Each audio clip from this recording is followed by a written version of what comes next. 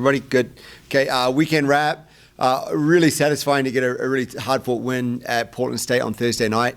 That was probably one of the best matches I think we've put together this year. I think those who watched live probably recognized there was a bit of a hiccup by their coaching staff with their lineup going into the fifth set, which definitely played to our advantage. I think Tommy pointed out there's 3 or 4 rotation errors for them, which is really uncommon, but I thought we handled everything we needed to handle on our side of the net to go out and take advantage of it. So really happy with that. And then Saturday we were flat. There's no way around it. Watching the film, we did a lot of uncharacteristic things. We missed a bunch of assignments, and we need to be better than we were on Saturday. That's for sure. If we're going to do what we want to do this coming week, but the but there is, coming in already meetings this morning with the athletes and coaching staff, we're all fired up. We got everything right there in front of us, what we want to go do this year still, and the belief is there and the talent is there, and I think we've got a really nice draw, playing in AU and possibly Weber State or Montana to get our way to the championship. It's something we're excited about. Coach, you want to go over your recruits that you got from last week? Yeah, absolutely. 6 of them, so just bear with me as I roll through them in my mind here a little minute. Lauren Linseth, obviously Great Falls. Kelly Modrow, Linseth's daughter, who was an all-time great here in the 90s. So we've had our eye on her since she was an 8th grader.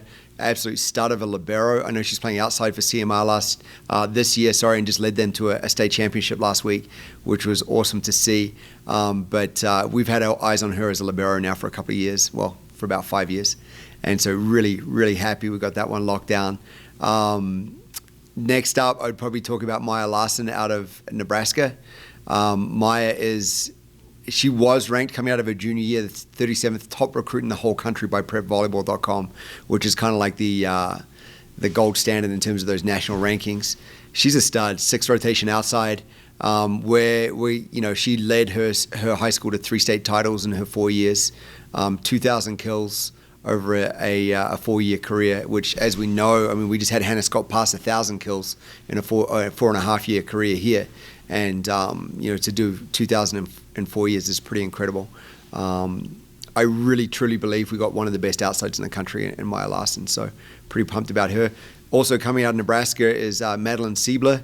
She's a right side outside pin hitter, very much in Hannah Scott's mold, to be honest. Really athletic, a little undersized, a little raw, a lot of power. But just a terrific and ferocious competitor. She went all the way to the state title match with her high school program, Westside in Nebraska, and they hadn't been to the state championships for 20 years. So she was a real leader on that program, so we're excited to see what she can do here. Nelly Reese, a setter out of Coeur d'Alene, Idaho. Stud, just an absolute stud. Mum's a junior college coach out there in Coeur d'Alene. She knows the game well. She throws the ball around really nicely. And she's a leader and a competitor as well, and that's kind of what we're looking for there. And then Cameron Greenwald out of Minnesota. Cam she's exciting. She's a front row player mostly. She does play a little bit of back row for her club and high school teams. She's primarily a middle blocker, but can play outside and right side. So she brings a ferociousness to that as well, like a competitive edge. And again, similar to Maddie, she led her high school program all the way to the state championship in Minnesota, which is an incredible achievement in such a big state with such a storied high school program. Is that 5 I've talked about? Shoot. Wyoming, Stacia. Thank you, Tom. Stacia Barker. Stacia's great. She is super raw, I would say. She hasn't played a lot, if any, club volleyball. And she is just athletic. We saw her on film first, got recommended by some coaches we know in the area and out of Evanston, Wyoming. And just really raw. I think she was a state high school high jump champion. Really good jumper. Really athletic, really quick laterally, quick arm. Mum and Dad were both college athletes, so she gets what it takes to be a college athlete. So we're most likely going to redshirt Stacia, give her a chance to get up to speed, but really excited about what she can become. There you go. Coach, how do you prepare going into the tournament? Like, what are you talking to the team about? How do you, anything different that you do? Yeah, I think you got to have a bigger fire in your belly. I think it's a one and done situation. So you got to go in there a little on edge. You got to go in there with a chip on your shoulder that you got a point to prove, especially after last year's experience where we went and, Southern Utah got the better of us in that first round. We got to have a chip on our shoulder. We got a point to prove here. And I believe, and we all believe as a program, we've got the talent in the gym to win the championship. To do that, we've got to turn up. And to turn up, you've got to go in with a fire in your belly. You can't just roll in expecting things to happen for you. Because every other team, is going to walk in expecting to win. There's no team in the 8 who's walking in expecting to lose that first round. And so, I think you approach it a little bit differently. You do. You have to. It's about having a fire in your belly. It's about having a desire and a thirst and a chip on your shoulder that you got a point to prove. What are the seniors saying to the team this week? Yeah, it's the last rodeo, right? Like, let's go. Let's get this done. And we've talked all year. As much as you get individual accolades throughout the year or at the end of the year, with all conference awards or whatever it may be, nothing compares to hanging a banner or putting a ring on as a group of 17 young women. Nothing's going to compare to that. And so that's the focus for them. That's the focus for us is going out and doing something great as a team, not as individuals.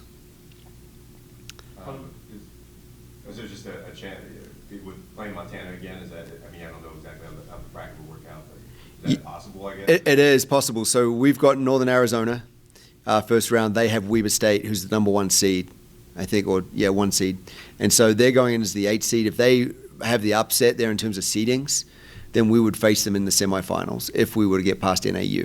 So there is a chance of that. I think for me right now, the sole focus is on NAU. And then we'll watch Montana and Weber State play in the match after us, see what unfolds, and then we go from there. Then our sole focus switches to the next match. I'm sure there's some hope that you see him again and get some revenge, right? I won't lie. It would be nice. It would be really nice. But I think, like I said, we have to get past NAU. That's where our heads are at right now. How have they looked, because you played a tough match in Flagstaff against them, how have they looked since then coming into this tournament? Yeah, they're good. They're really good. They're very athletic. They've got some all-conference players on their roster, and they've been playing well. They have switched their system up. They were in a 6-2, similar to us. They have recently reverted to a 5-1. We'll see what they come out in against us. We're anticipating, something more similar to what they've been doing recently, but maybe it's a card up their sleeve, so you got to be prepared for both scenarios. Either way, we like our matchup. And we like what we're facing. Anything you've said to Brent, or will want to say to Brent now about playing in the CAC Grizz, or playing for all the Wild, especially going to Missoula? Yeah, I saw him very briefly as he walked out here and just wished him luck. I might pop my head in his office, but he's a very experienced, very seasoned coach, and he's got enough diehard Cat coaches around him that he knows what he's walking into here. I think.